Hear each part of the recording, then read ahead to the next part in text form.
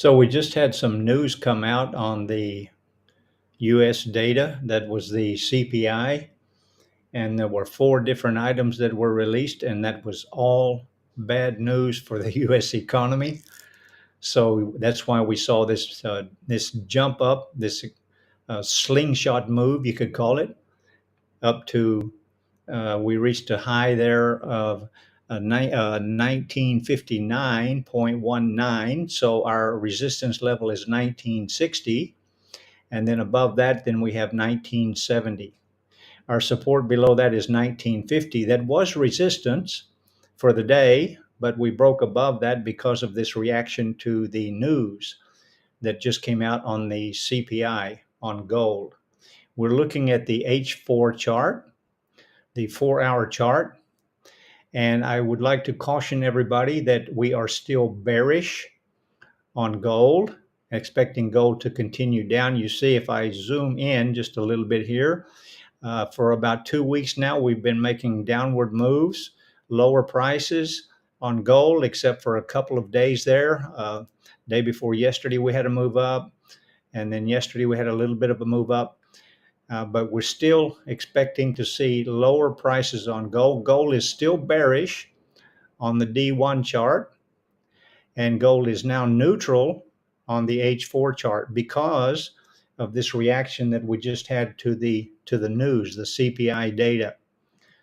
So I want to caution you, don't chase the candles. Don't start buying at these high prices here. Now we are at resistance very close to 1960. All right, don't be buying at these high prices. Usually what you'll see when this kind of news item comes out is a knee-jerk reaction to the news.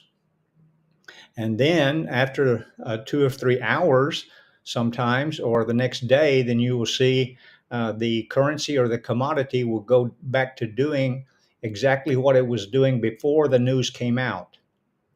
So I'm still bearish on gold.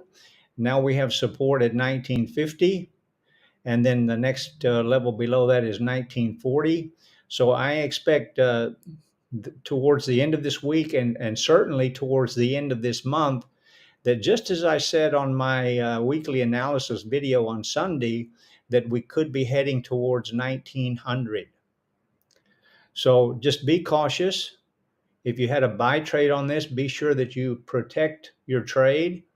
It's always important that you protect your capital.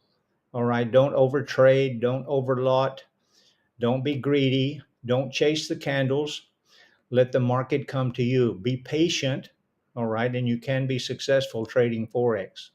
Again, we had this big reaction from the CPI data, but the actual was not a big difference between the forecast. It was only slightly bad news.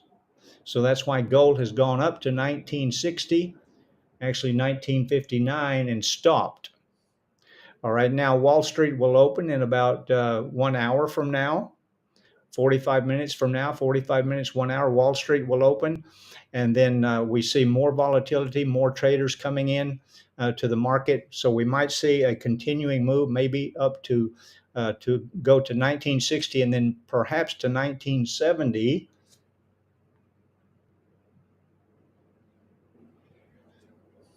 But I really think that that's all that we will see for today, because gold is still bearish on the day one chart. Gold is neutral on the H4 chart, so you need to be cautious.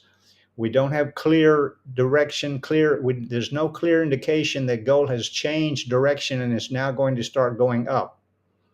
Okay, this is just a reaction to the news. That's all we have is a reaction to the news. And now you see gold is already dropping down to 1954. All right, let me go to the 1 hour chart. There's the 1 hour chart. So you see gold already making a drop down from that high, dropping down. Now it can go higher during the US session. That's very, very possible. But we have gold support at 1950. And remember, this is just a reaction to the news. Don't chase the candles. Don't be greedy. Don't think that suddenly gold is bullish.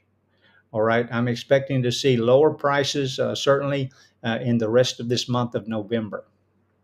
Okay, any comments or questions, leave them below this, and don't forget to like, love, and share.